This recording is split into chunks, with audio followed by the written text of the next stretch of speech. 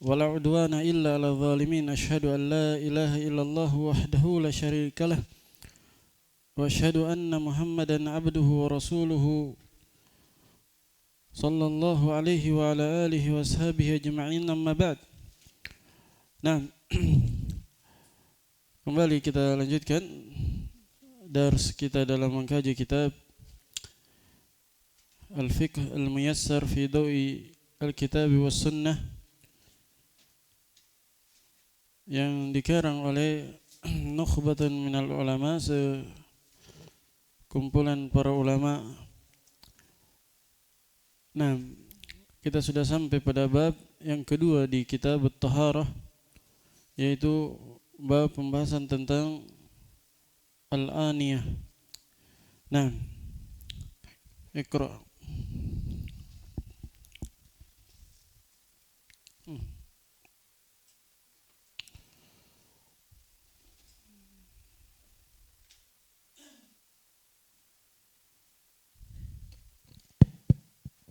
Bismillahirrahmanirrahim. Alhamdulillah wassalatu wassalamu ala nabiyina Muhammadin wa ala alihi wa sahbihi wasallam. Qala al-muallifuna rahimallahu ta'ala al-babu tsani fil aniyati wa fihi iddatu masailah.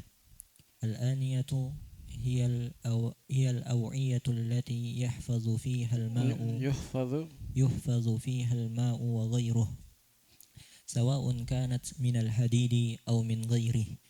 والأصل فيها الإباحة لقوله تعالى هو الذي خلق لكم ما في الأرض جميعا. المسألة الأولى استعمال آنية الذهب والفضة وغيرهما في الطهارة. يجوز استعمال جميع الأواني في الأكل والشرب وسائر استعمال إذا كانت طاهرة مباحة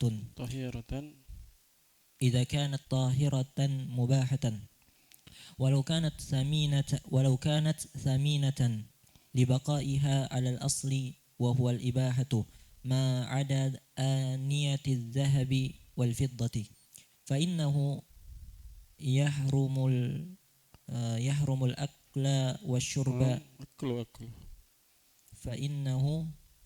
يحرم الأكل والشرب فيهما خاصة دون سائر الاستعمال لقوله صلى الله عليه وسلم لا تشربوا في آنية الذهب والفضة ولا تأكلوا في صحافها فإنها لهم في الدنيا ولكم في الآخرة. وقوله صلى الله عليه وسلم الذي يشرب في آنية الفضة إنما يجرجر في بطنه نار جهنم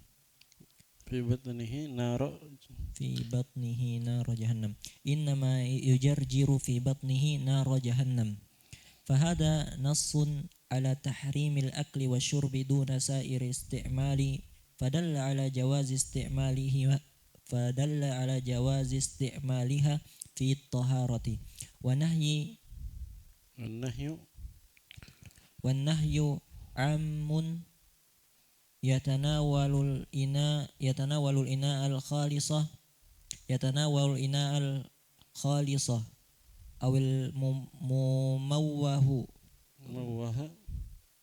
أو المموه بالذهب أو الفضة أو الذي فيه شيء من الذهب والفضة.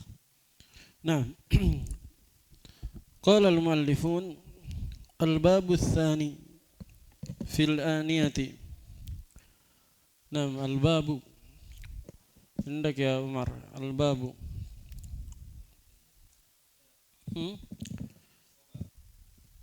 الباب خبر مبتدأ. الثاني في الآنية. نعم، الباب الثاني في الآنية وفيه عدة مسائل. وفيه أي في هذا الباب عدة مسائل. Ini sudah berulang. Masaila apa i'rabnya Abu Zain? ها مضاف إليه مجرور بالفتح مم.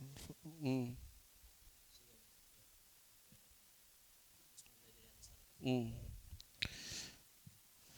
طيب مسائل سوى منتهى الجموع ممنوع من الصرف. الآنية هي الأوعية، هي الأوعية.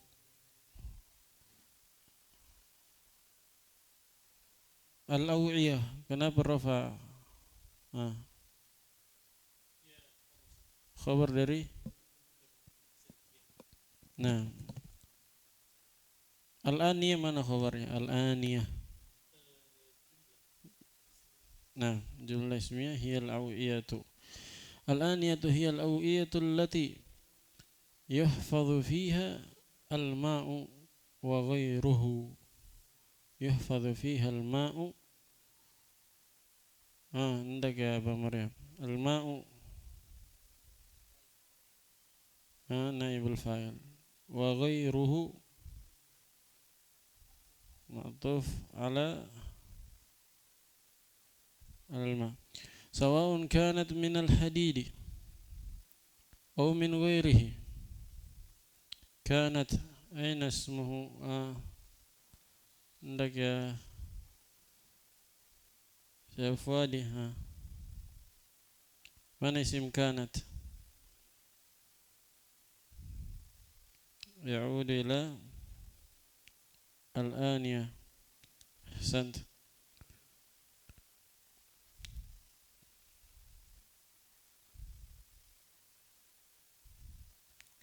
سواء كانت الآنية begitu takdirnya minal hadid atau min ghairihi wal aslu fiha al ibahatu. Nah wal aslu indaka Abdul Jabbar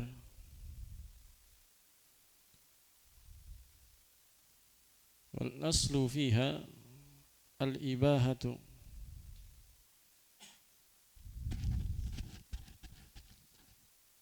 Isim dia apa dia? I'rabnya rafa nasab jar wal aslu fiha al aslu rafa nasab jar rafa sebagai jumlah baru itu mubtada khabarnya al-ibahatu wal aslu fiha al-ibahatu liqaulihi ta'ala huwa alladhi khalaqa lakum ma fil ardi jami'a. Jami'a ini hal ya, khalaqa lakum ma fil ardi jami'an. Jami'an hal sahibul halnya ma. Huwa alladhi khalaqa lakum ma fil ardi jami'an.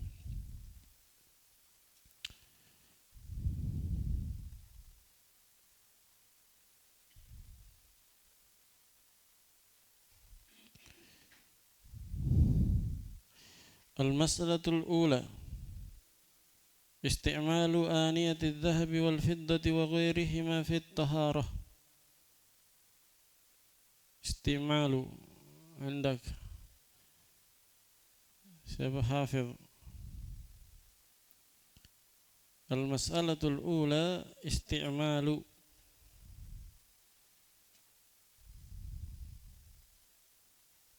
hafiz. Isti'malu kenapa rafa?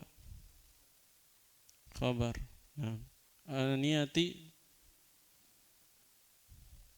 adh-dhahabi wal fiddati ataf ila ataf ala dhahabi. Ahsant. Wa ghairihima ataf ke adh-dhahab. Fi at-taharah yajuzu indaka Abu Mu'adz yajuzu isim fil harf mana mana fa'il? Yajuzu isti'malu jami'il awani fil akli wasyurbi wasairil isti'mal. Mana fa'il? Yajuzu isti'malu jami'il awani.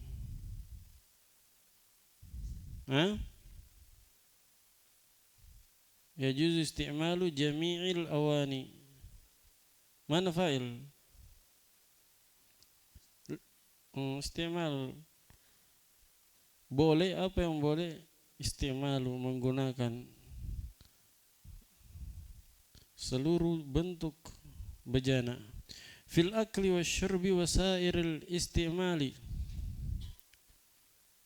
idza kanat tahiratan mubahatan. Mana isimnya? Kanat Fauzan.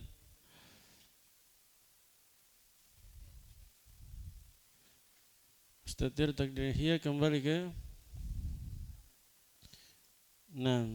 al-awani.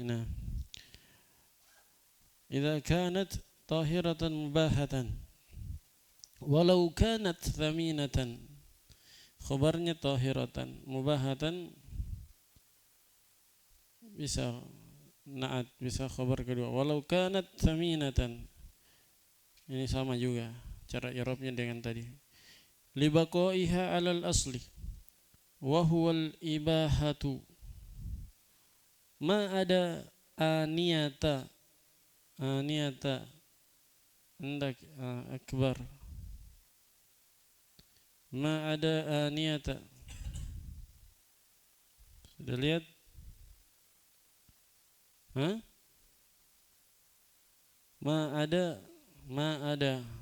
Ma ada itu teman-temannya apa? Ma ada. Ya, berarti dibaca apa setelahnya? Ada ma-nya. Ma ada aniyata al-dhahabi wal fiddah. Aniyata. Apa i'rabnya? Khala ada dan hasya mustasna. Mustasna dengan khala ada dan hasya bagaimana? Kalau tidak ada ma-nya bisa nasab bisa jar. Kalau ada ma-nya pasti pasti nasab. Karena ma itu menunjukkan bahwa setelahnya fi'il. Ada fi'il di situ, berarti aniyata maf'ulun bihinya. Kalau tidak ada ma, dia bisa huruf jar, kalau ada dan hasya dihukumi huruf jar, bisa dihukumi fi'il, terserah kita. Sehingga setelahnya kalau dihukumi huruf jar, setelahnya majrur. Kalau dihukumi fi'il, setelahnya mansub. Tapi kalau ada ma, pasti setelahnya fi'il. Maksudnya kalau ada dan hasyanya itu fi'il. Jika dia fi'il, maka setelahnya mansub maf'ulun bihi. Ini sudah di mustasna di tuhfah. Ma ada aniyat adh-dhahabi wal fiddah fa innahu yahrumul aklu wasyurbu fihi ma khassatan. Nah, khassatan itu na'at afan hal. Atau bisa juga dia bentuknya isqatil khafid, asalnya bil khassah. Nah, duna sairil isti'mal. Baik. Saya terjemah. Qala al-muallifun rahimahumullahu ta'ala al-bab ats-tsani fil aniyah. Bab yang kedua di kitab at-taharah adalah pembahasan tentang al-aniyah, tentang bejana-bejana, tentang wadah-wadah. Nah, wa fihi iddatu masail. Dan di dalam bab ini terdapat beberapa permasalahan, beberapa pembahasan. Iya.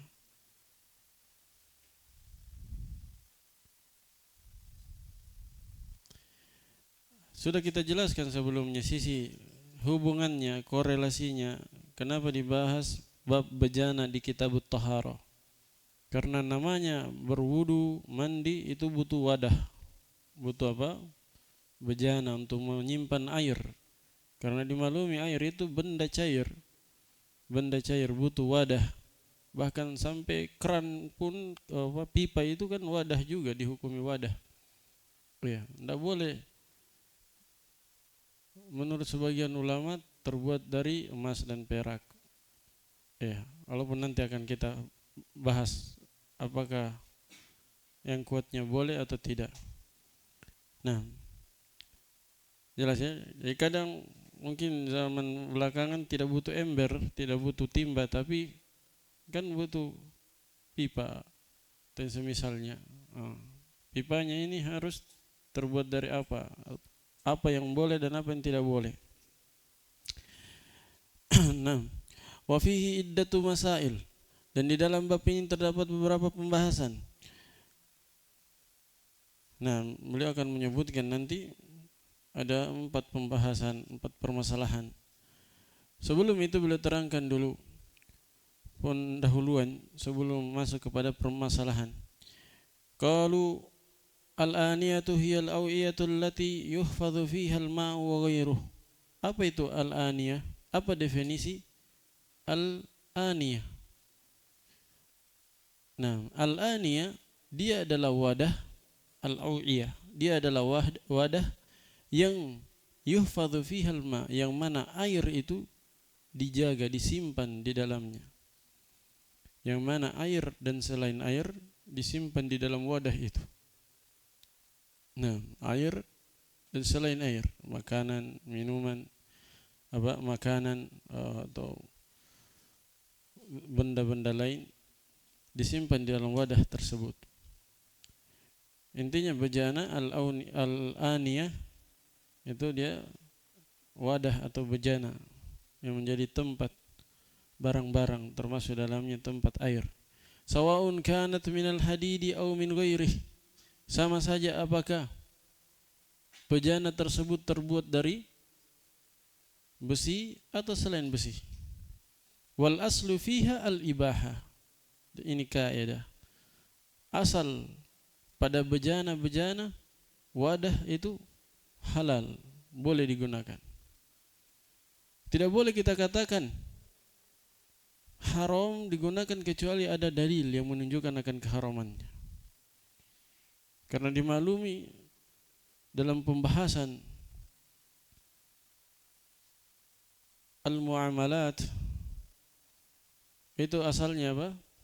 Al-aslu fiha al-ibaha. Asalnya adalah boleh, kecuali ada dalil yang mengharamkannya. Karena itu kalau dalam masalah muamalat, jangan tanya dalilnya yang membolehkannya. Yang dibebani dengan dalil orang yang mengharamkannya. Kalau dia bilang ini haram, apa dalil? Tapi kalau ini halal, tidak perlu ditanya dalilnya karena asalnya memang halal. Berbeda dengan pembahasan akidah. Akidah asalnya haram, dalam pembahasan ibadah. Dalam pembahasan ibadah asalnya apa? Haram. Ibadah itu tidak boleh dilakukan kecuali ada dalil yang mensyariatkannya. Jadi kalau ada yang bilang ini ibadah ini, tanya dalilnya. Apa dalil yang mensyariatkannya? Jelas ya? Dia kebalikan dari muamalah. Termasuk dalam asal segala perkara itu selain ibadah ya, asal segala perkara selain ibadah itu mubah. Dalilnya ayat ini. Huwallazi khalaqalakum ma fil ardi jami'a. Dialah Allah yang menciptakan lakum. Lam di sini lil ibaha, kata para ulama ahli tafsir. Dialah Allah yang menciptakan lakum, untuk kalian, maksudnya kalian gunakan. Ini menunjukkan boleh. Apa itu? Ma fil ardi jami'a, semua yang ada di bumi. Jadi semua yang ada di bumi ini asalnya halal semuanya, kecuali ada dalil yang mengharamkannya. Karena memang semua yang ada di bumi ini, hewannya, tumbuhannya, itu semua diciptakan untuk kita. Jadi kita ini diciptakan untuk beribadah kepada Allah. Adapun selain kita berupa tumbuhan, hewan dan buah-buahan dan seterusnya, itu dicipta untuk kita sebagai bekal kita di dunia, sebagai penunjang kita untuk agar kuat beribadah kepada Allah Subhanahu wa taala. Jelas ya? Kita manusia dan jin dicipta untuk beribadah kepada Allah, sementara selain kita itu dicipta sebagai sarana pembantu untuk kita, yang membantu kita dalam beribadah kepada Allah. Nah, jadi asalnya boleh. Kalau ada yang mengatakan haram, harus ada dalilnya. Asal segala sesuatu selain ibadah itu halal, selain ibadah itu halal kecuali ada dalil yang mengharamkannya. Nah, ketika ada dalil yang mengharamkan anjing, babi, ya, mengharamkan hewan-hewan buas, yang mengharamkan ini dan itu, nah, disitulah datang pengecualian.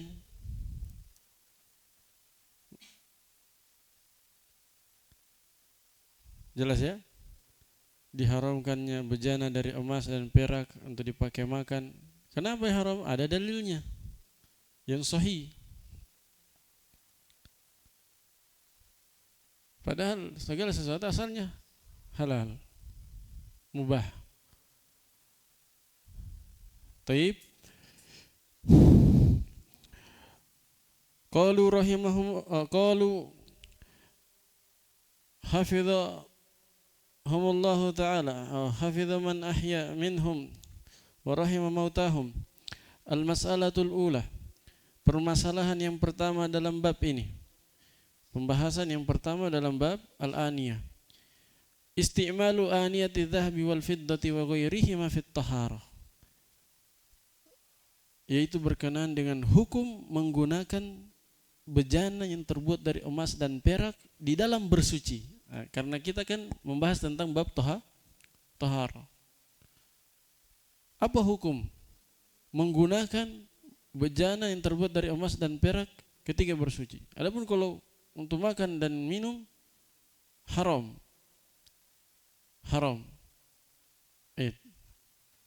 Tidak diketahui ada khilaf di sini. Kalau masalah makan dan minum menggunakan wadah dari emas dan perak. Tapi yang kita bahas sekarang, bagaimana kalau di wadah terbuat dari emas dan perak itu dipakai berwudu, bukan dipakai makan dan minum. Ini khilaf para ulama. Beliau akan terangkan. Dan para penulis akan menyebutkan pendapat yang kuat. Yajuzu isti'malu jami'il awani fil akli wasyurbi wasairil isti'mal. Kata para penulis, boleh menggunakan seluruh bejana, seluruh wadah dalam makan dan minum dan seluruh penggunaan yang lain. Penggunaan selain makan dan minum, dia gunakan untuk mandi, dia gunakan untuk pakai wadah apakah mengangkut apa. Ya. Semuanya mubah, boleh. Idza kanat tahiratan mubahatan, apabila wadah tersebut suci dan mubah, walau kanat thaminah, walaupun wadah tersebut berharga, wadah yang mahal, bejana yang mahal harganya. Kenapa hal itu boleh? Libaqaiha alal asli wa huwa al-ibaha. Karena berada di atas asalnya, tetapnya dia di atas asalnya, yaitu boleh, halal. Ma ada aniyat adz-dzahabi wal fiddah, kecuali bejana dari emas dan perak.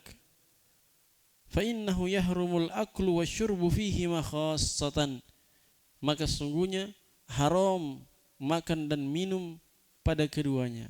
Makan dan minum menggunakan bejana dari emas dan perak haram, khassatan, secara khusus, maksudnya khusus untuk makan dan minum saja.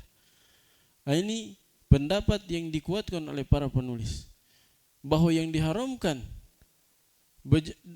dalam menggunakan bejana emas dan perak itu ketika digunakan untuk makan dan minum saja.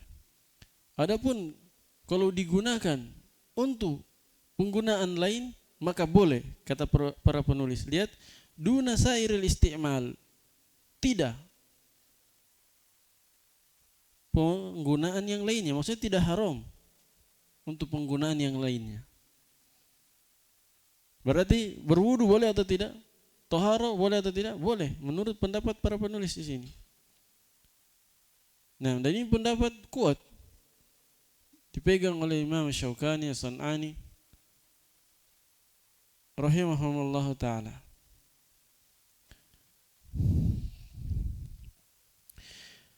Dalilnya Nabi SAW bersabda, la tashrabu fi aniyatid dhahab wa la ta'kulu fi sihafiha fa innaha lahum fil dunya wa lakum fil akhirah.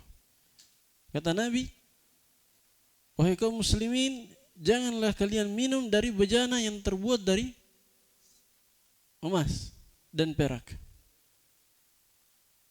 dan jangan kalian makan menggunakan bejana yang terbuat dari emas dan perak. Fi sihafiha, sahaf di situ maksudnya piring-piring yang terbuat dari emas dan perak. Kenapa? Fa innaha lahum fid dunya wa lakum fil akhirah. Karena bejana yang terbuat dari emas itu untuk mereka di dunia, maksudnya digunakan oleh orang kafir di dunia,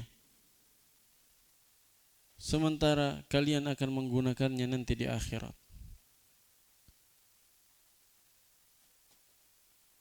Berdasarkan hadis ini, sudut pandang para ulama terbelah menjadi dua. Ada yang mengatakan haram makan dan minum dan seluruh penggunaan yang lainnya, termasuk tahara. Kenapa? Memang di awal yang dilarang makan dan minum, tapi di akhir hadis dikatakan fa inna lahum fid dunya wa lakum fil akhirah. Jangan gunakan emas dan perak, karena emas dan perak itu digunakan oleh orang kafir di dunia, sementara kalian akan menggunakannya di akhirat. Oh, berarti umum, bukan hanya makan dan minum, kata sebagian ulama, dan ini jumhur. Karena kata mereka ilahnya umum. Ilahnya umum supaya tidak tasyabuh dengan orang kafir. Pendapat kedua yang dipegang oleh San'ani Syaukani tadi dan dikuatkan oleh para penulis di sini. Dan ini riwayat dari Imam Malik juga, bahwa yang haram makan dan minum saja. Karena itu yang ditegaskan di awal hadis.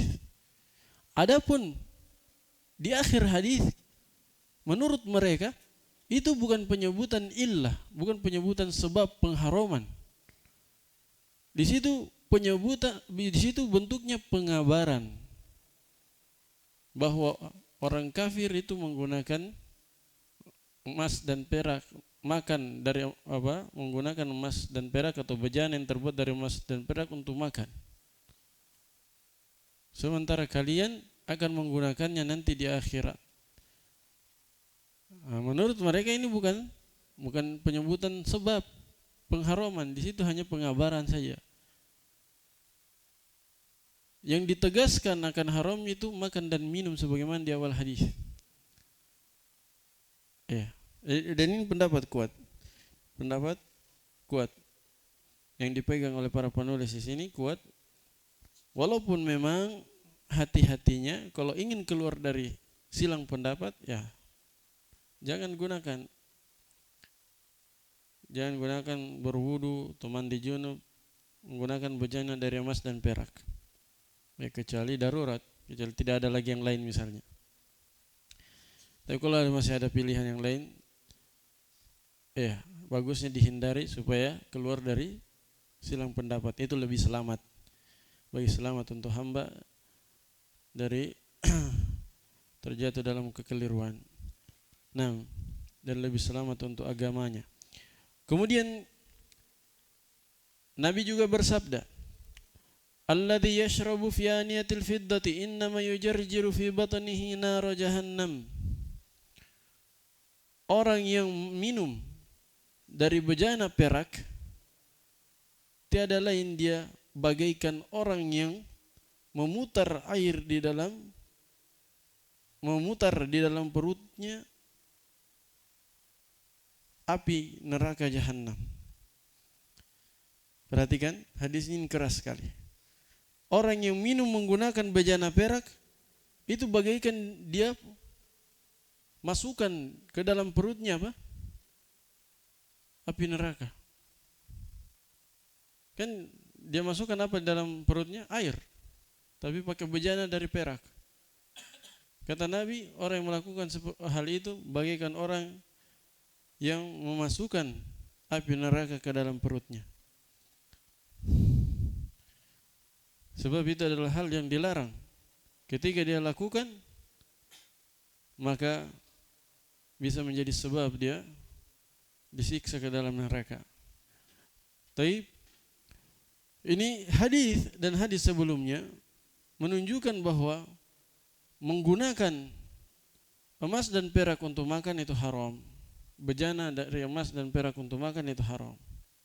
Adapun penggunaan yang lain, walaupun tadi ada khilaf, namun yang kuatnya wallahu taala alam boleh digunakan bejana dari emas dan perak, termasuk berwudu, bertaharah, boleh. Hanya saja hati-hatinya dihindari supaya terlepas dari silang pendapat.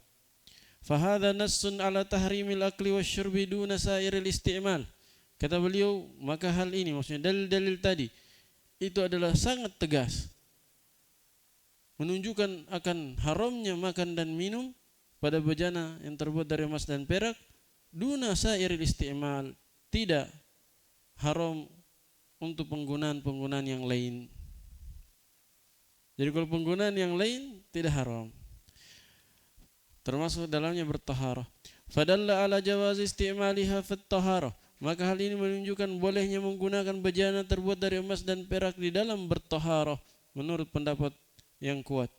Wan nahyu ammun yatanawalul ina al khalis, dan larangan di sini umum mencakup bejana yang murni terbuat dari emas dan perak, awil mumawwah bidzahab wal fiddah, atau bejana yang mumawwah itu dicat, dilapisi pakai warna emas dan perak, warna yang terbuat dari emas dan perak. Jadi 100% emas dan perak ini jelas haram, ya kan? Bagian luarnya emas, bagian dalamnya juga emas. Bagaimana kalau bagian luarnya saja yang emas, bagian dalamnya mungkin besi, atau tembaga misalnya, atau yang lain, bagian luarnya yang emas atau perak, ini juga haram. Al-mumawwah, melapisinya bagian luarnya dengan emas dan perak, itu haram. Karena keumuman hadis tadi. Lagi pula kalau dilapisi, yang bersentuhan langsung dengan air apa? Emas dan peraknya kalau dilapisi bagian luar, ya kan? Nah. Yang bersentuhan langsung dengan makanan. Yang dilarang ini makan dan minum, ya. Sekali lagi ingat, makan dan minum menurut pendapat yang kuat. Awil ladzi fihi syai'un minadz-dzahabi wal fiddah, atau masuk di dalamnya juga bejana yang di dalamnya terdapat sesuatu dari emas dan perak. Jadi bejana yang dicampur, materialnya itu untuk membuat bejana itu campuran dari emas dan perak, emas dan benda lain dengan besi misalnya, atau perak dengan tembaga misalnya, perak dengan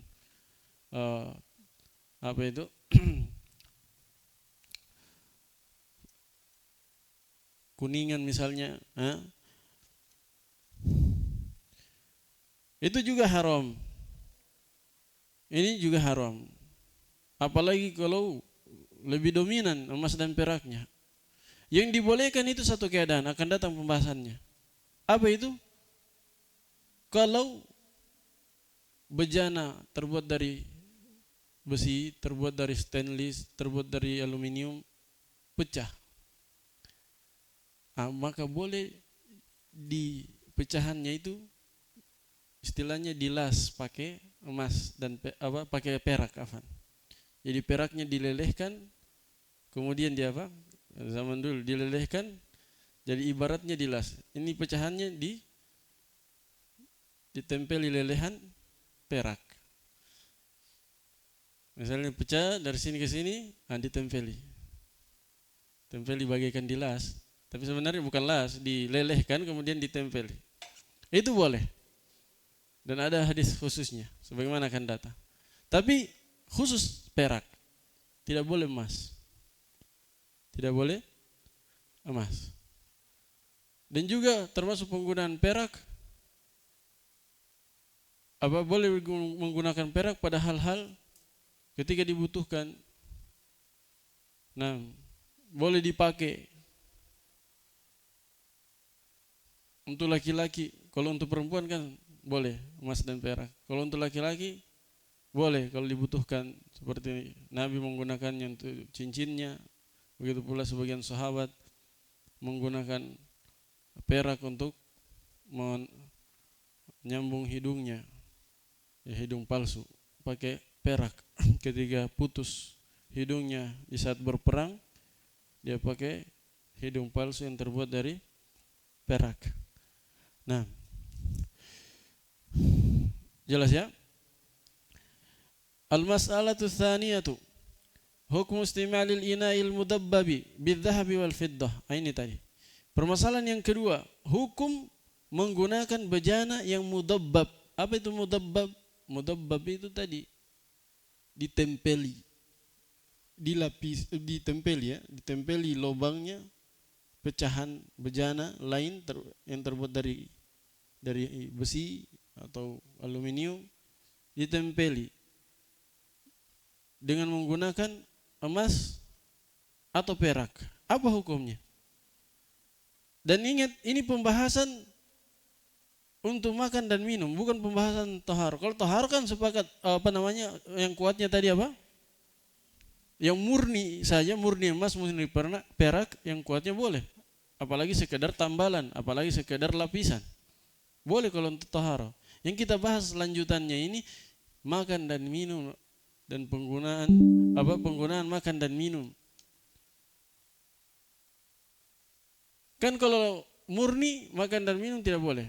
Murni emas, 100% emas, 100% perak tidak boleh. Yang dilapisi juga yang kuatnya tidak boleh. Begitu pula campuran emas dan benda lain, campuran perak dan benda lain, ini juga tidak boleh. Sekarang bagaimana kalau dia bukan campuran, bukan lapisan dicat bagian luarnya dengan emas dan perak, bukan itu, tapi bentuknya tambalan. Bentuknya apa? Tambalan yang terbuat dari emas dan perak. Beliau rinci, in kanatil dabbatu minadz dzahab, jika tambalannya itu, tempelan untuk menambal itu dari emas, harum istimalul inai mutlaqan, haram menggunakan bejana secara mutlak. Haram. Kan tidak boleh, saya bilang tadi, kalau dari emas, yang boleh dari perak. Lagi-lagi ini untuk makan dan minum ini.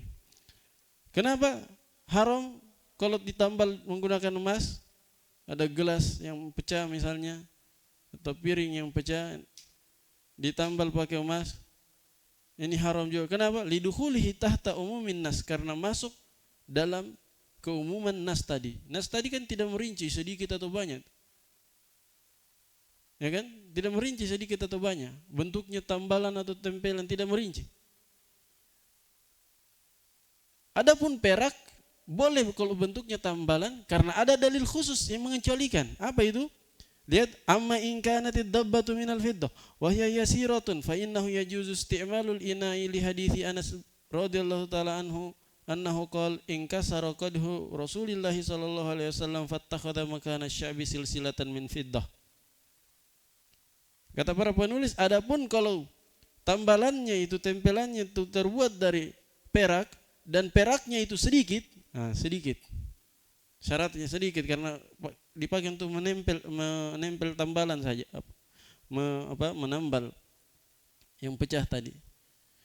Fa innahu yajuzu isti'malul ina, maka yang seperti ini boleh menggunakan bejana tersebut untuk makan. Untuk makan. Berdasarkan hadis Anas untuk makan dan minum ya. Berdasarkan hadis Anas radhiyallahu taala anhu, Anas bin Malik bercerita bahwa gelasnya Nabi sallallahu alaihi wasallam, qadhu atau qadah, gelas Nabi sallallahu alaihi wasallam pernah pecah, retak. Maka fattakhadha makana sya'bi, maka Nabi sallallahu alaihi wasallam mengambil makana sya'bi. Asy-sya'bi yakni al-kasar, tempat yang pecah itu, yang retak itu, beliau ambilkan silsilatan min fiddah.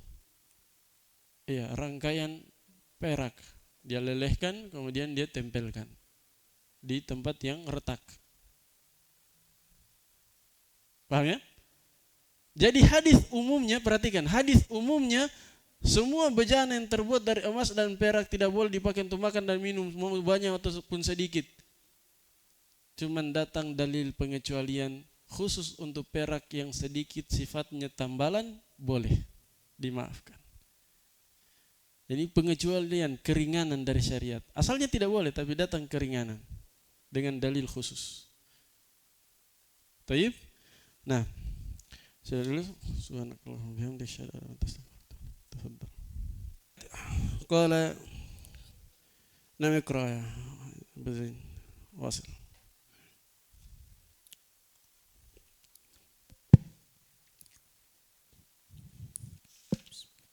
قال المؤلف رحمه الله تعالى المسألة الثالثة آنية الكفار. الأصل في آنية الكفار الحل إلا إذا علمت نجاستها فإنه لا يجوز استعمالها إلا بعد غسلها لحديث أبي ثعلبة الخشني قال قلت يا رسول الله إن بأرض قوم أهل كتاب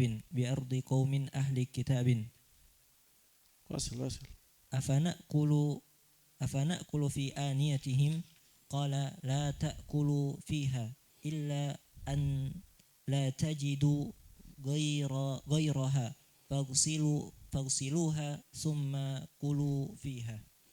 وأما إذا لم تعلم نجاستها بأن يكون أهلها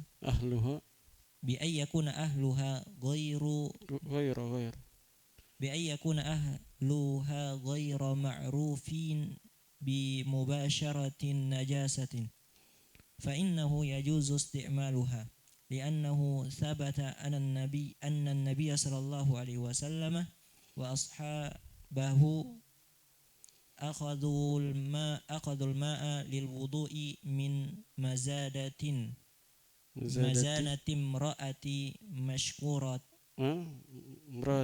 مشركة للوضوء من مزادة امرأة مشركة ولأن الله سبحانه قد أباح لنا طعام أهل الكتاب وقد يقدمونه إلينا في أوانيهم كما دعا غلام بدل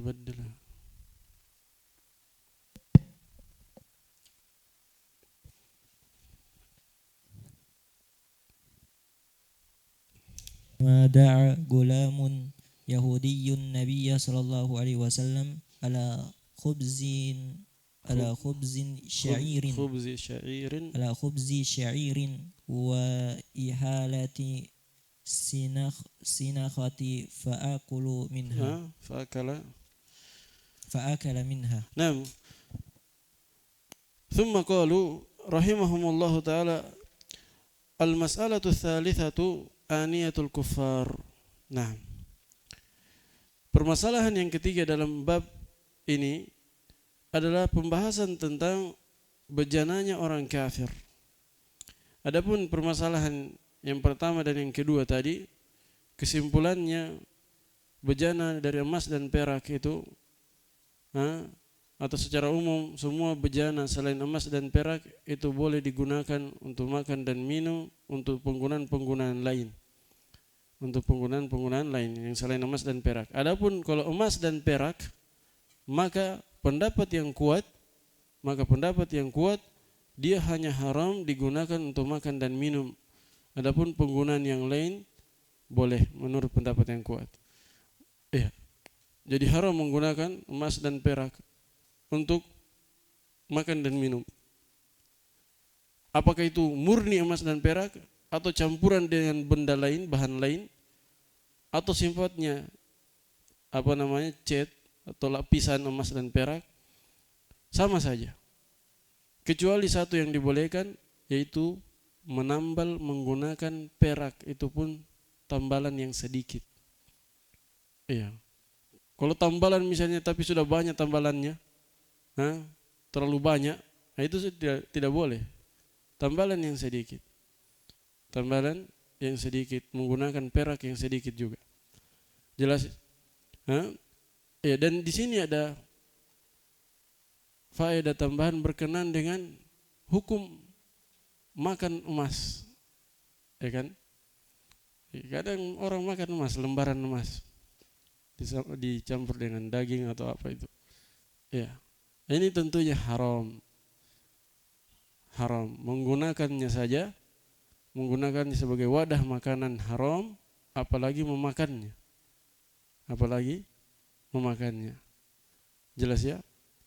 Terlebih lagi untuk para lelaki. Ya kan? Kalau perempuan kan memakainya boleh. Kalau lelaki memakainya haram, apalagi mau makannya. Memakannya. Jelas ya? Nah, sekarang pembahasan baru. Apa hukum menggunakan wadah orang kafir? Bejana orang kafir. Kata para penulis, al-aslu fi aniyatil kufari al-hil. Asal pada bejana orang kafir itu asalnya halal, mubah. Illa idza ulimat najasatuha, kecuali diketahui dia terkena najis. Kita ketahui misalnya ini orang kafir yang ini memang biasa makan babi, makan anjing, maka fa innahu la yajuzu isti'maluha illa ba'da ghusliha. Kalau kita tahu mereka adalah orang kafir yang makan najis, makan darah, makan anjing, makan babi, makan tikus.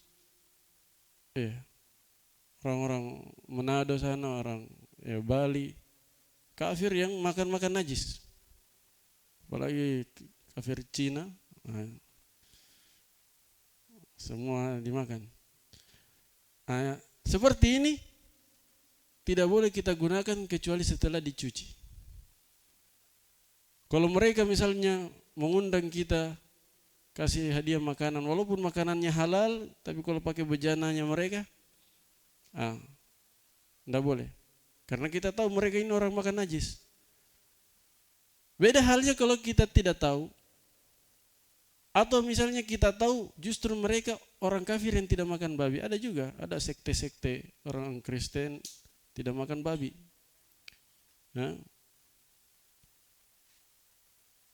Ada Kristen apa itu, yang Advent atau apa, tidak makan babi mereka. Tidak makan seperti itu. Kalau kita tahu, maka tidak perlu dicuci. Jelas ya? Sebagaimana akan datang. Maka asalnya bejana orang kafir itu halal. Halal asalnya, mubah. Kalau kita tidak tahu najis atau tidak, asalnya boleh gunakan. Tapi kalau kita tahu bahwa mereka makan najis, ini baru tidak boleh digunakan kecuali setelah dicuci. Jadi ada 3 keadaan di sini. tidak tahu makan najis atau tidak? 1.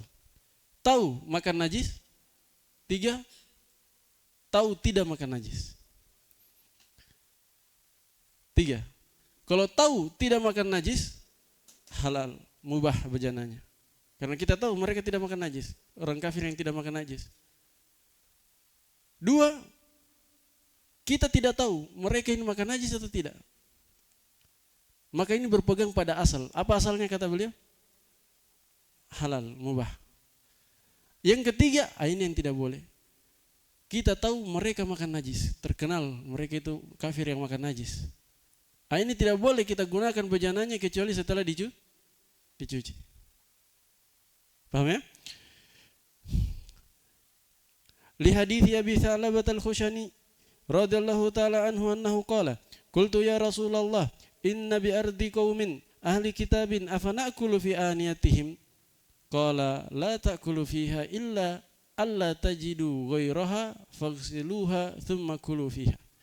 Kata Abu Tha'labah al-Khushani radhiyallahu ta'ala anhu, saya berkata kepada Rasulullah sallallahu alaihi wasallam, wahai Rasulullah, sesungguhnya kami berada di negeri suatu kaum yang merupakan ahlu kitab. Apakah boleh kita makan menggunakan bejana mereka? Kata Nabi, la ta'kulu fiha. La ta'kulu fiha. Jangan kalian makan menggunakan bejana mereka. Illa alla tajidu ghairaha, kecuali kalian tidak mendapati bejana yang lain. Maka boleh makan dengan syarat faghsiluha. Cuci terlebih dahulu, thumma kulu fiha, kemudian makan menggunakan bejana itu. Nah, wa amma idza lam tu'lam najasatuha bi ayyakuna ahluha ghayra ma'rufina bi mubasharatin najasah fa innahu yajuzu isti'maluha.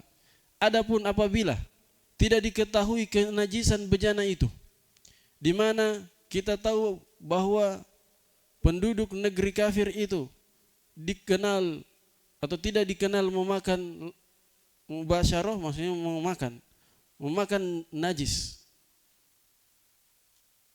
Jadi mereka yang tidak dikenal bahwa mereka makan najis. Fa innahu yajuzu isti'maluha, maka bejana mereka boleh menggunakannya. Apa dalilnya? Dalilnya liannahu thabatana Nabi sallallahu alaihi wasallam wa sahabahu akhadul ma'a lil wudu'i min mazadati imra'atin musyrikah. Karena telah sabit bahwa Nabi sallallahu alaihi wasallam dan para sahabatnya di suatu perjalanan safar, mereka ketemu tendanya wanita musyrikah. Kemudian Nabi meminta air. Dan dikasih oleh wanita musyrikah itu. Beliau pakai untuk berwudu dan para sahabatnya. Pada orang kafir musyrik.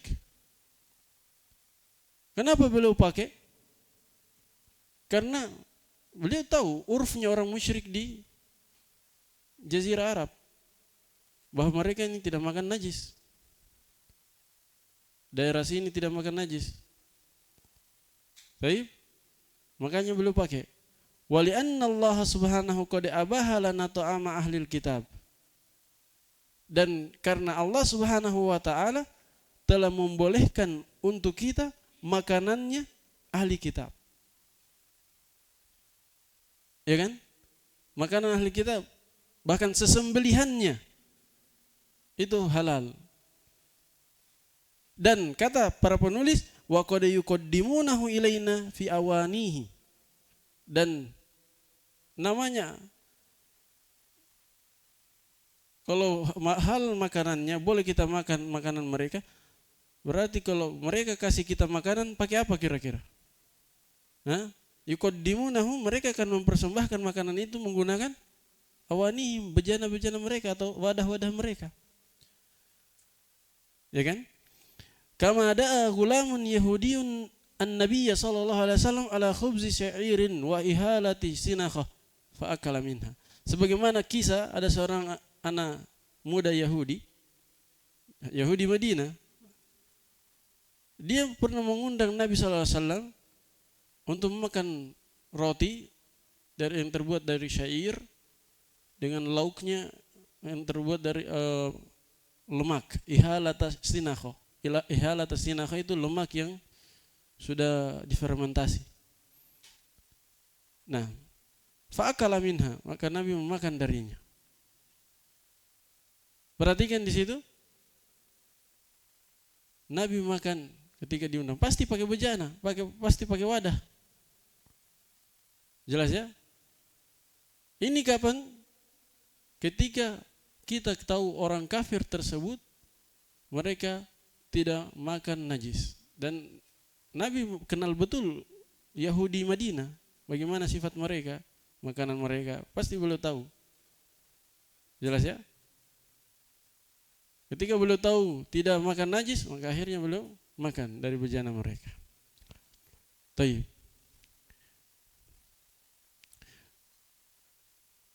Adapun dalil yang menunjukkan bahwa asal bejana orang kafir itu halal, kalau kita tidak tahu ini makan najis atau tidak, kita boleh gunakan karena asalnya halal. Dalilnya adalah halalnya sesembelihan mereka tadi, makanan mereka.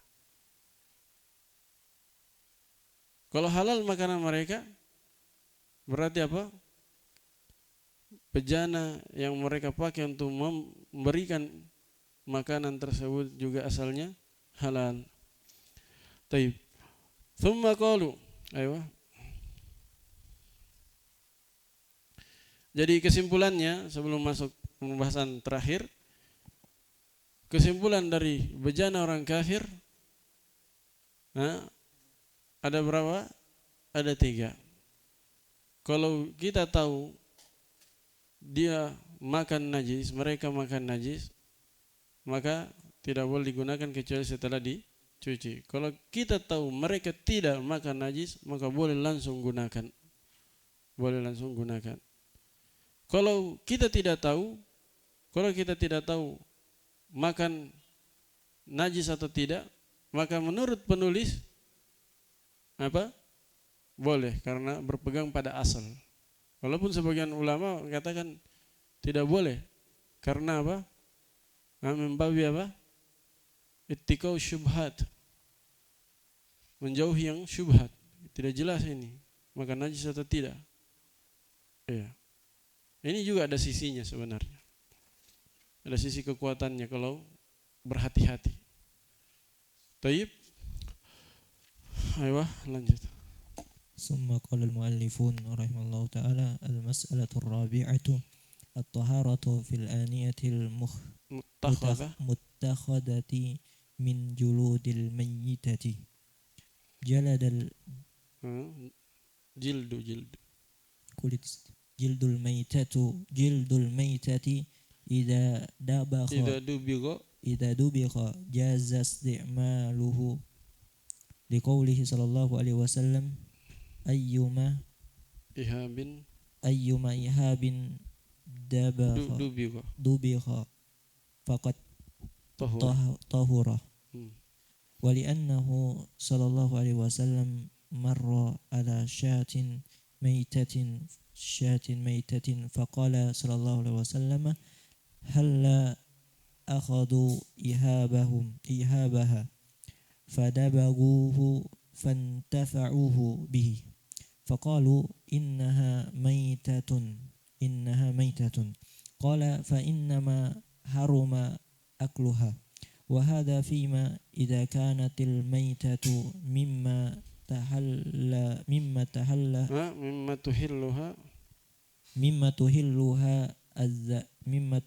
الزكاة وإلا فلا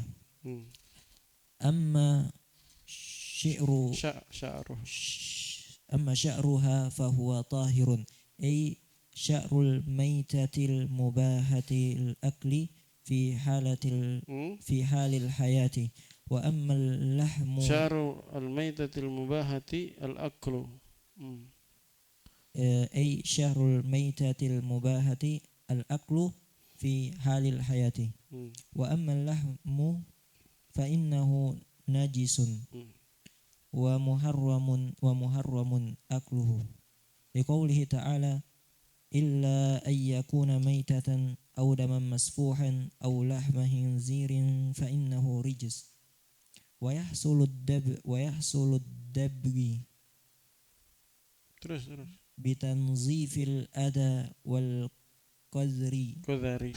والقدر الذي كان في الجلد بواسطة Wasitati.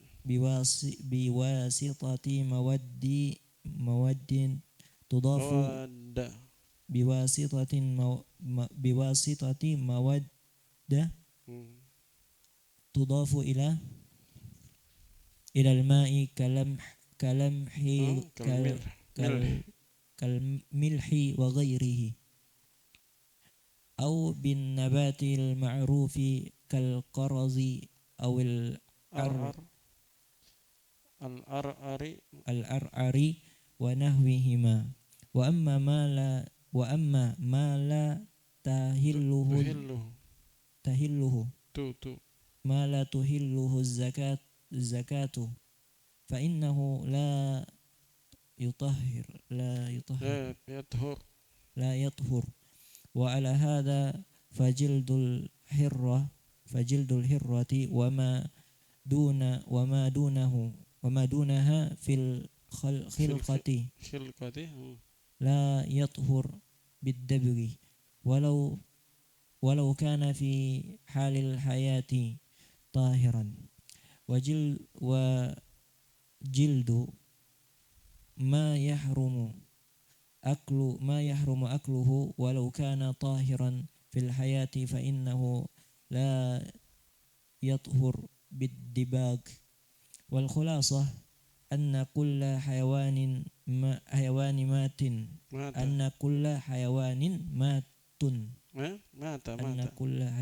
مات وهو من مأكول اللحم فإن جلده يطهر بالدباغ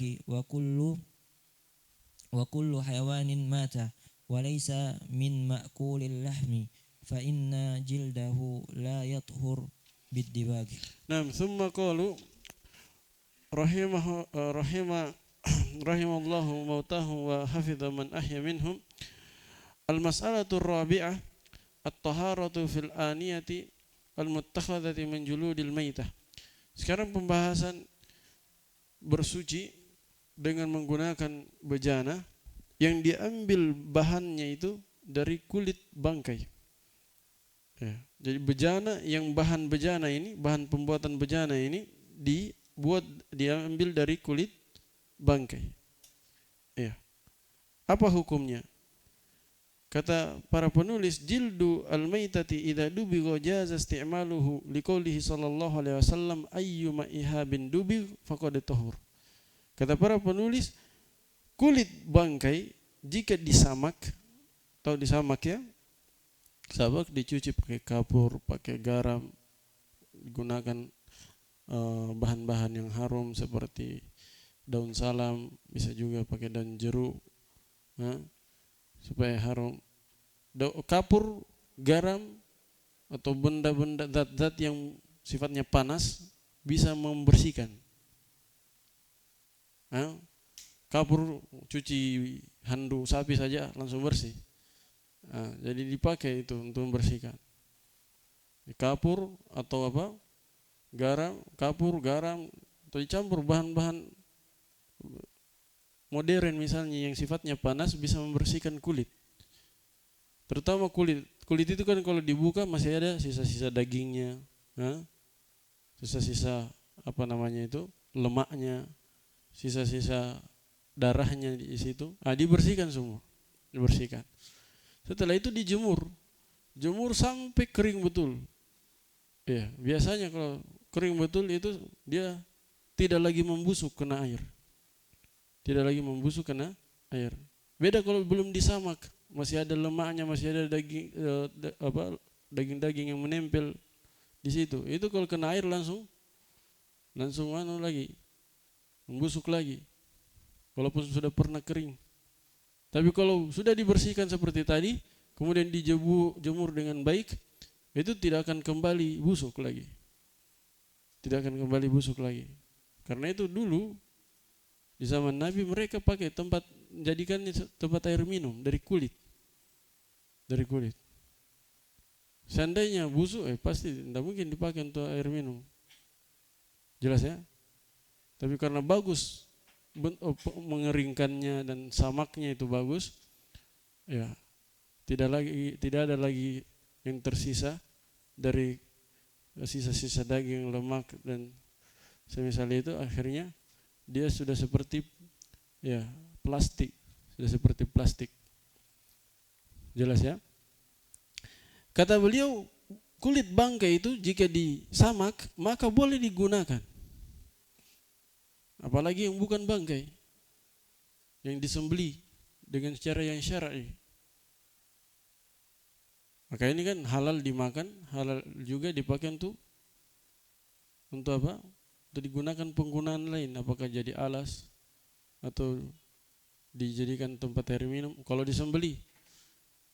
Tapi kalau bangkai yang halal dipakai untuk penggunaan lain saja, tidak boleh dimakan. Kulit bangkai. Kulit bangkai yang sudah disamak itu halal, tapi halal untuk apa? Untuk dipakai penggunaan lain selain dimakan. Jadi jangan ada yang bersihkan kemudian dia jadikan keripik kulit. Ya, tidak bisa. Sebagaimana akan datang ada hadisnya. Kata Nabi sallallahu alaihi wasallam, ayyuma ihabin dubig faqad tahur. Kulit apapun yang disamak maka dia menjadi suci. Kulit bangkai, ihab itu kulit bangkai. Kulit bangkai apapun yang disamak maka dia menjadi suci. Akan datang nanti pembahasan khilaf. Berdasarkan hadis ini, sebagian ulama mengatakan berarti seluruh kulit, hatta kulit babi dan anjing sekalipun, kalau disamak menjadi suci. Kenapa? Karena hadisnya umum. Ayyuma ihabin dubig faqad tahur. Kulit apapun kulit bangkai apapun yang disamak maka dia menjadi suci. Hadisnya umum. Ayyuma itu menunjukkan umum karena dia memberikan faedah umum. Kulit apapun, kulit bangkai apapun yang disamak maka dia menjadi suci. Ini dipegang oleh sebagian ulama. Tapi nanti ada hadis lain yang zahirnya menyelisihi ini. Nah, jelasnya nanti kita akan bahas sebentar. Kemudian kata beliau, wali annahu sallallahu alaihi wasallam marra ala syatin mitatin faqala sallallahu alaihi wasallam hal akhadhu ihabaha fadabaghuhu fantafa'u bih faqalu innaha mita qala fa inna ma haruma akluha. Lihat, di antara hadis juga yang menunjukkan halalnya kulit bangkai yang disamak adalah hadis Nabi sallallahu alaihi wasallam. Beliau pernah jalan, kemudian melihat sebagian sahabat menyeret anak kambing. Menyeret bangkai kambing dan membuang di tempat sampah. Iya, maka Nabi pun bersabda, "Halla akhadhu ihabaha?" Tidakkah mereka ambil kulitnya? Fadabaghuhu, lalu mereka menyamaknya, fantafa'u bih, lalu mengambil manfaat dengannya, memanfaatkannya. Maka ada yang menimpali, sahabat yang mendengar, ada yang menimpali. Ya Rasulullah, dia itu bangkai, mati karena tidak disembeli, mati dalam keadaan tidak disembeli. Maka apa kata Nabi? Fa inna ma haruma akluha. Yang haram itu memakannya. Nah, memakannya, kulitnya, dagingnya haram. Tapi kalau dimanfaatkan untuk wadah, kulitnya boleh. Paham ya? Nah, ini dalil bahwa kulit bangkai itu memang haram dimakan, tapi boleh digunakan untuk bejana, untuk alas tidur, untuk baju misalnya. Apalagi zaman dulu pakai pakaian mereka dari kulit. Nah, amma sya'ruha. Mana tadi? Wa hadha fima idza kanatil maytatu mimma tuhilluha adz-zakatu wa illa fala. Dan ini kata para penulis pada hewan-hewan yang bangkainya dari hewan-hewan yang sewaktu hidup kalau dia disembeli menjadi halal. Kalau tidak maka tidak boleh. Apa maknanya ucapan ini? Makna ucapan ini, kulit bangkai yang bisa disamak dan boleh digunakan kulitnya itu kalau hewan yang halal dimakan dagingnya sewaktu belum jadi bangkai. Misalnya kambing, sapi, kerbau. Kan sewaktu belum jadi bangkai masih hidup, kalau disembelih halal dagingnya kan? Halal dagingnya. Kata mereka hewan seperti itu saja yang boleh disamak kulitnya ketika sudah jadi bangkai. Adapun hewan yang tidak dimakan dagingnya memang haram dari awal. Sewaktu hidup dia kalau disembelih pun tetap haram. Anjing misalnya, antum sembelih, bismillah. Jadi halal atau tidak? Tidak, tetap haram. Babi, sembelih dengan syar'i, pakai bismillah. Halal atau tidak? Halal. Jadi kata mereka yang boleh disamak, kulit bangkai yang boleh disamak itu apa? Yang sudah yang halal dimakan seandainya sebelum dia jadi bangkai. Sebelum jadi bangkai halal dimakan dengan cara disembelih secara syar'i. Adapun yang tidak bisa dimakan walaupun disembelih secara syar'i, ini tidak bisa disamak kulitnya ketika sudah jadi bangkai. Apa dalilnya? Dalil mereka adalah hadis, tidak disebutkan di sini. Hadis Nabi sallallahu alaihi wasallam bersabda, "Zakatul maita dibaguha." Zakat pakai bukan zakat, bukan. Zakatul maita, tahu zakat? Zakat itu artinya penyembelihan. Yuzakki pakai Zakatul maita, penyembelihan bangkai itu dengan cara menyamaknya. Maksudnya kulit bangkai itu akan menjadi halal dengan cara menyamaknya. Cara mereka berdalil dengan hadis ini, Nabi mengatakan dengan bahasa zakah. Zakah itu menyembelih. Berarti yang dimaksud dengan kulit bangkai yang bisa disamak itu adalah hewan yang bisa halal dengan cara menyembelihnya. Apa itu? Kambing, sapi, onta. Karena bahasanya pakai kata zakah. Hewan-hewan ini kan menjadi halal kalau disembelih. Maka begitu pula kulit bangkai ketika mau dihalalkan dengan cara disamak, yang dimaksud adalah kulit bangkai yang halal dengan cara disembelih ketika dia sebelum jadi bangkai. Paham ya? Ya, ini pendapat kedua. Pendapat pertama tadi apa tadi? Semua kulit bangkai. Kulit bangkai yang dihalal dimakan, yang sebelum jadi bangkai dia halal dimakan. Kulit hewan yang dia memang haram dimakan dari awal, ini boleh juga, kata mereka. Semuanya karena dalilnya apa tadi? Ayyuma ihabin dubi faqad tahur. Sama-sama punya dalil. Dan sama-sama punya sisi. Cuman kalau dari sisi kekuatan, kalau kita bahas ilmu usul ya, secara ilmu usul, ayyuma ihabin dubi itu tegas dia. Kulit apapun yang disamak, maka apa? Maka suci. Faqad tahur. Kalau zakatul al-maita dibaguha, ini kan cara berdalil mereka dengan pemahaman. Tapi sebenarnya dua dalil ini tidak bertentangan. Kalau bertentangan, baru bisa kita katakan harus ditarjih, pilih yang mana yang kuat. Yang kuatnya hadis yang pertama karena dia tegas. Sementara ini dengan mafhum. Tapi sebenarnya tidak bertentangan. Ini hanya membabit taksis. Hadis yang pertama menunjukkan umum, semua kulit bangkai kalau disamak menjadi halal, menjadi suci. Sementara hadis yang kedua itu mengkhususkan yang ternyata yang boleh, yang halal, yang suci itu kalau kulit bangkai yang asalnya bisa dimakan dagingnya. Jadi ini insya Allah pendapat kuat. Pendapat yang disebutkan oleh para penulis adalah pendapat yang kuat dan yang paling hati-hatinya. Ya. paling hati-hatinya. Karena itu kalau antum lihat, ini penting ketahui khilaf ya, supaya tidak sotoy-sotoy. Antum lihat nanti kulit tas terbuat dari kulit ular, buaya ini. Mungkin menurut pegangan antum, pendapat yang antum pegang itu haram. Tapi jangan paksa orang lain untuk mengikuti. Karena ada pendapat yang menghalalkannya. Kan kulit ular yang dijadikan tas itu dibersihkan atau tidak? Bersih sekali. Pakai alat-alat canggih.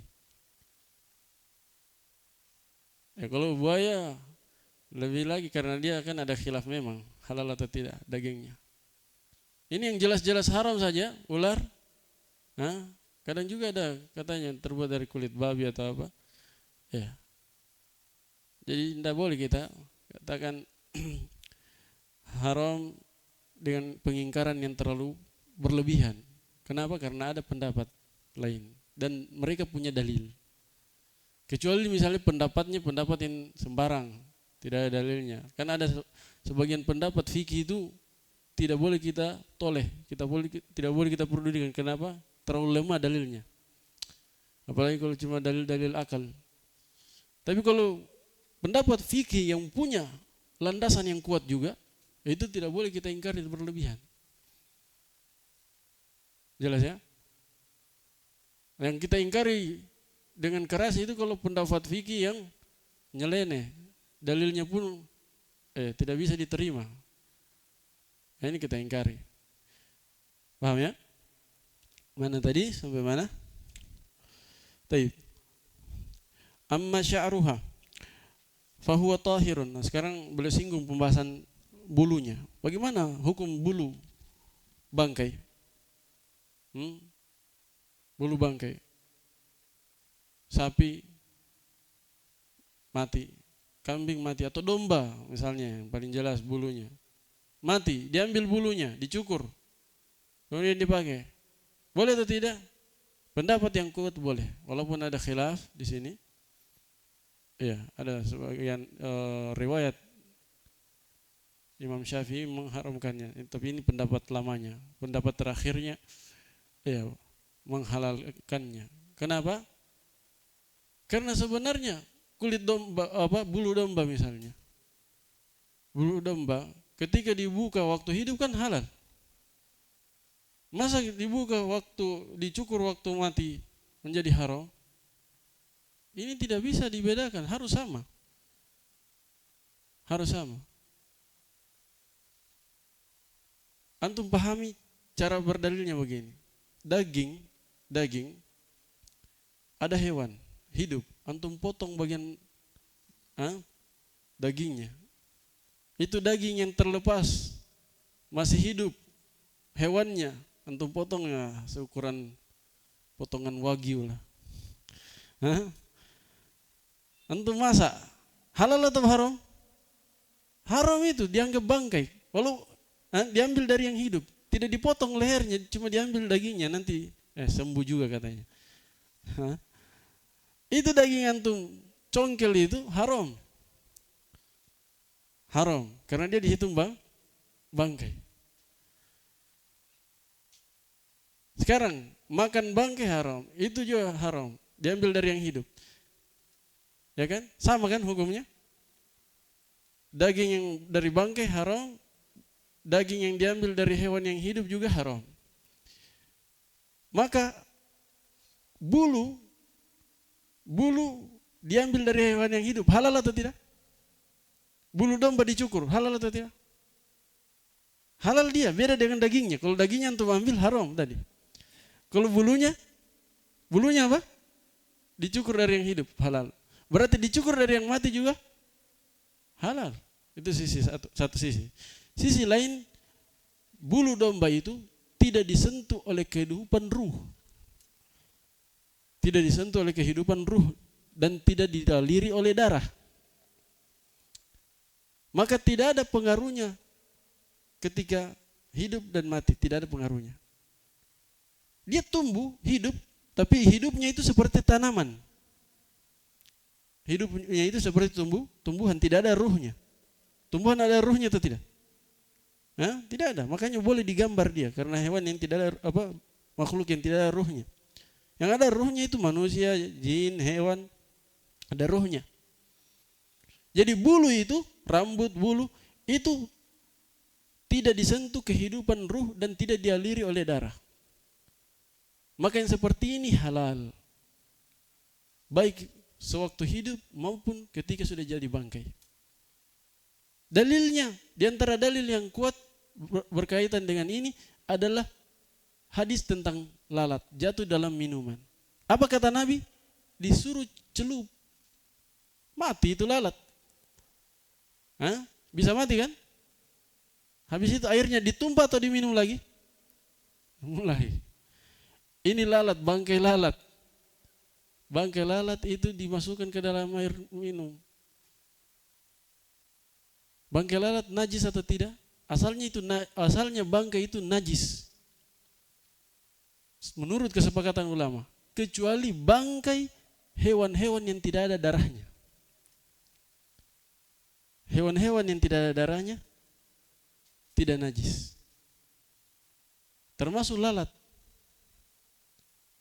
Makanya ketika masuk lalat dalam air minum, Nabi suruh celup. Habis itu manfaatkan lagi airnya. Minum, boleh diminum lagi. Itu dalil yang kuat bahwa kalau tidak dialiri oleh darah, berarti tidak najis. Paham? Hah? Sisi pendalilannya. Kalau tidak dialiri oleh darah, kan lalat tidak dialiri oleh darah. Berarti dia tidak najis. Begitu pula bulu, rambut,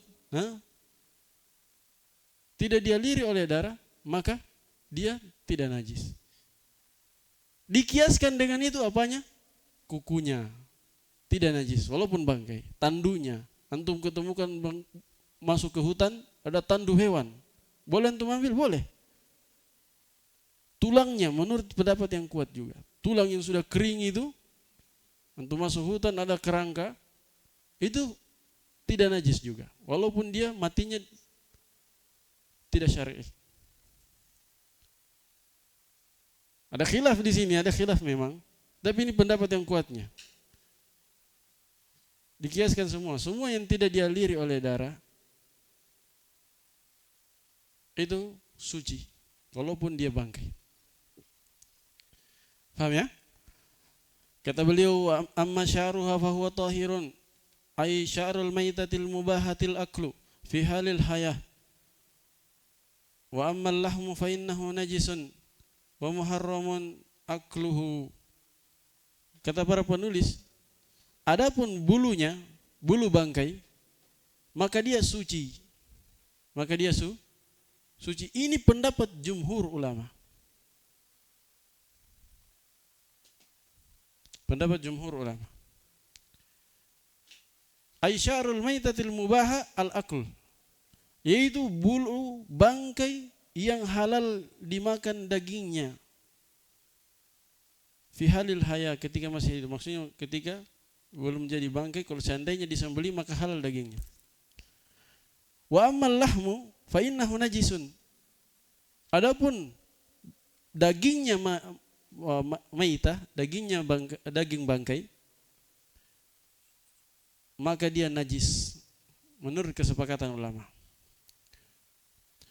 Wa muharramun akluhu, dan haram memakannya. Ini sepakat para ulama. Berdasarkan firman Allah Subhanahu wa taala, illa ayakuna maitatan aw daman masfuhan aw lahma khinzirin fa innahu rijis. Ini ayatnya kan udah lengkap ya. Kalau baca ayat lengkapnya lebih jelas. Apa ayatnya? Qul la ajidu fima uhiya ilayya muharraman ala ta'imin yata'amuhu illa maitatan aw daman masfuhan aw lahma khinzirin fa innahu rijis.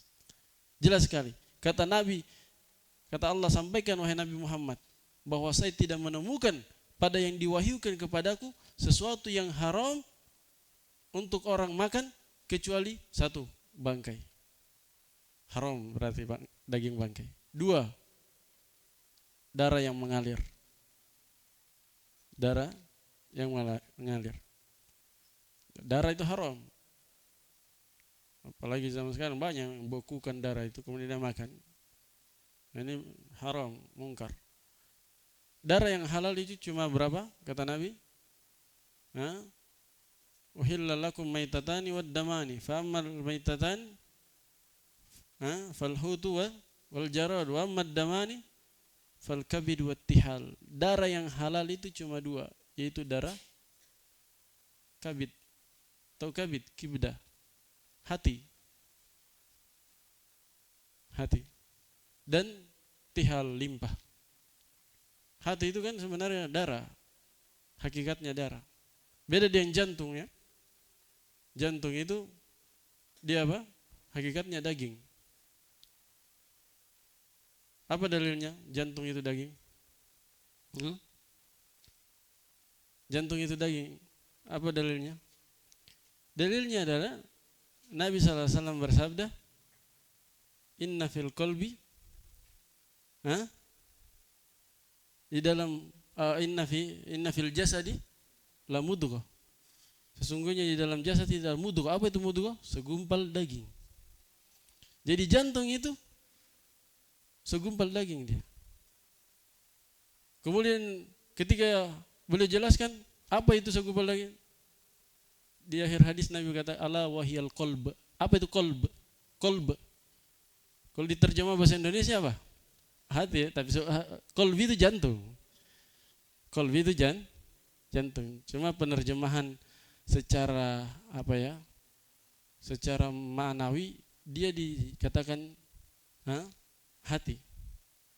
Tapi kalau secara hakiki dan secara kedokteran itu qalbi itu jantung. Jantung. Sama yang dipakai orang yang berpikir itu, itu bukan hati, kibda. Kalau hati itu bahasa Arabnya sebenarnya kibda dia, kabid. Qalbi itu jantung. Cuma penerjemahan di dalam bahasa Indonesia jangan sampai mengecoh antum, karena penerjemahan bahasa Indonesia itu dia pendekatan dengan bahasa Indonesia. Pendekatan bahasa Indonesia. Karena ma'ruf di sisi orang Indonesia apa? Merasakan itu, yang memikirkan itu hati. Akhirnya mereka terjemah qalbi itu dengan hati. Ini pentingnya belajar bahasa Arab. Kadang penerjemahan itu pendekatan bahasa. Taib. Jadi apa tadi? Darah yang halal itu cuma dua, kata Nabi. Darah dari kibda, kabid, dan darah dari limpah. Ditambah satu lagi yang dimaafkan. Apa itu? Sebagaimana dalam hadis Aisyah kalau saya tidak salah, darah yang melengket di daging. Darah sedikit yang melengket. Kan kalau antum masak itu di atas air yang terapung yang dipanci itu warna apa nanti? Kalau daging segar akan kuning atau merah kan? Itu kan sisa-sisa darah itu. Tapi itu dimaafkan. Nah, memotong daging itu ada yang menempel darah di daging. Nah, itu dimaafkan juga. Jadi 3 berarti yang dimaafkan kalau darah. Nah, jelas ya. Kembali ke pembahasan asal bahwa bagian tubuh bangkai yang tidak dialiri darah itu yang benarnya suci. Menurut pendapat yang kuat. Masuk di dalamnya rambutnya, bulunya, masuk di dalamnya kukunya, tanduknya, ya. Masuk di dalamnya tulangnya. Asalkan sudah terpisah dari dagingnya. Asalkan sudah terpisah dari dagingnya. Dagingnya kan najis. Tapi kalau tulangnya sudah terpisah dari dagingnya, tulang bangkai sudah terpisah dari dagingnya, bahkan sudah kering, memutih, nah itu sudah suci. Nah,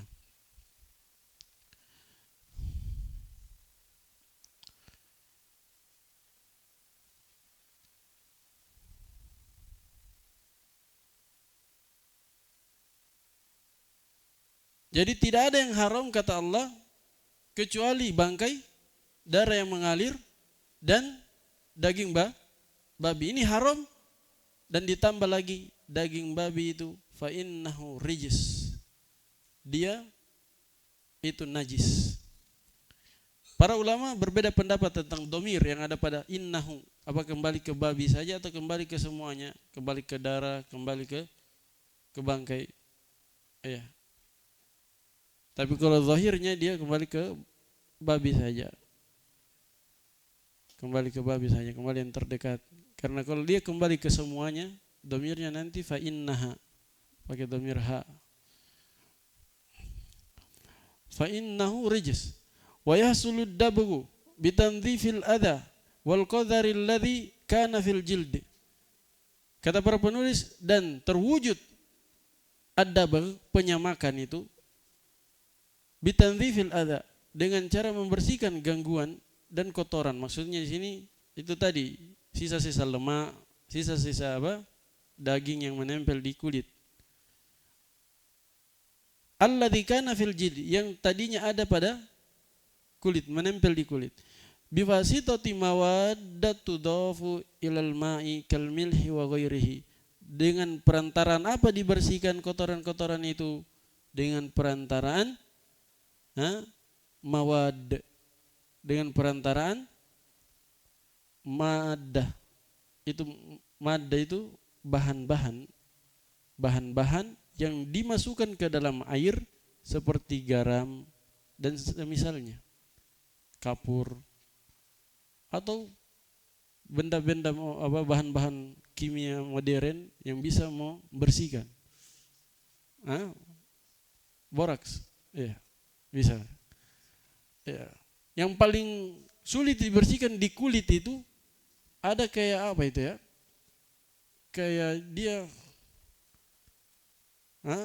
kayak kulit ari gitu, apa itu yang menempel itu? Itu yang paling sulit. Dia warna putih biasa, warna putih, bukan daging, bukan juga lemak. Kalau daging dan lemak kelihatan, tapi itu yang putih-putih, kadang bergelembung kalau di kulit sapi itu, ya kan? Nah, itu yang sulit.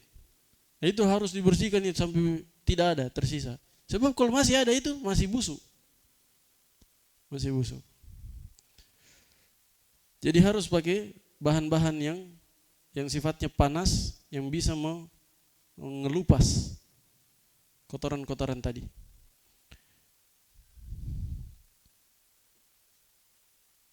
Au bin nabatil ma'ruf, atau dengan tumbuhan-tumbuhan yang ma'ruf di Arab seperti korov dan salam, au al-ar-ar, atau tumbuhan ar-ar dan yang semisalnya. Enggak tahu ar-ar ini kalau bahasa Indonesianya pohon apa? Mungkin tidak ada di Indonesia. Wa amma ma la tuhilluhu dzakatu fa innahu la yathur. Ini boleh ulangi lagi. Adapun hewan yang tidak halal walaupun disembeli, maka dia tidak suci kulitnya. Ketika jadi bangkai, tidak suci kulitnya walaupun didibag, disamak. Wa ala hadza fajildul hirrah wa ma dunaha fil khilqah la yathur bid-dabagh. Berdasarkan pendapat ini, maka kulit kucing dan apa yang dibawa kucing secara ukuran tubuh, kucing atau di bawah kucing secara ukuran tubuh, la yathur, kucing di bawah atau di bawah kucing mungkin tikus atau yang semisal itu, la yathur bid-dabagh, kulit-kulit seperti itu tidak suci di dabagh, di samak. Kenapa? Karena haram asalnya. Walau kana fi halil hayati tahiran, bahkan walaupun kulitnya itu ketika masih hidup suci. Kucing kan suci, ya kan? Kulitnya. Bahkan lidahnya pun suci. Walaupun dia makan tikus kadang, tetap dihukumi suci. Nah, tapi kalau sudah jadi bangkai, menurut pendapat yang kuat, kulitnya tidak bisa disamak juga. Kenapa? Karena dia haram dimakan asalnya. Haram dimakan asal, bukan suci ya. Asalnya suci waktu hidup, tapi kan haram. Tapi kan apa? Haram dimakan. Wajildu ma yahrumu akluhu walau kana tahiran fil hayati fa innahu la yathur bid-dibagh. Tadi kucing dan di bawah kucing. Bagaimana kalau di atas kucing? Beliau katakan dan kulit seluruh yang haram dimakan. Ini seluruh yang haram dimakan biar di atasnya kucing. Secara ukuran tubuh. Walau kana tahiran fil haya, walaupun dia suci ketika masih hidup. Ya, karena menurut pendapat yang kuat binatang-binatang buas, bahkan himar, kan haram dia kan, tapi suci. Ya, himar yang jinak, keledai jinak, haram dagingnya, suci badannya, mirip kucing dia, tapi badannya lebih besar dari kucing. Begitu pula hewan buas, menurut pendapat yang kuat hewan buas itu suci. Suci badannya, yang haram itu dagingnya, dimakan. Nah, maka ini yang haram dimakan tidak apa? La yathur bid-dibagh, tidak suci dengan cara disamak, walaupun disamak dia tidak suci. Wal khulasatu anna kulla hayawanin mata wa huwa min ma'kulil laham fa inna jildahu yathur bid-dibagh.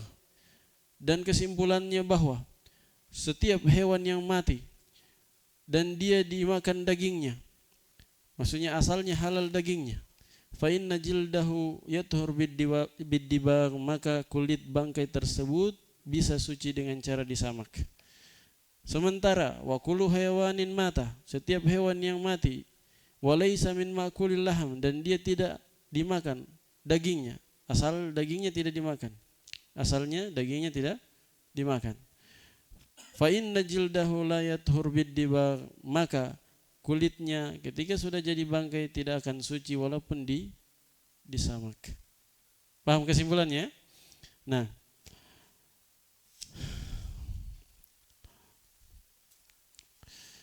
sudah dulu.